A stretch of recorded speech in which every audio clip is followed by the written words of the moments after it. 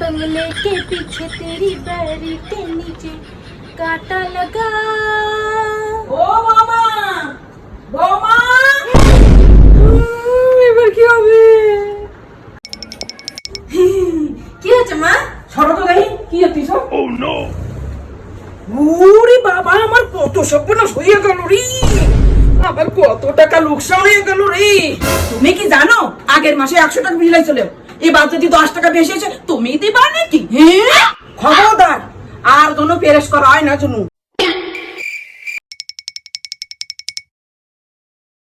মা মনে হয় চলে গেছে, যেটুকু বাকি আছে তাড়াতাড়ি করে নিরে বাবা।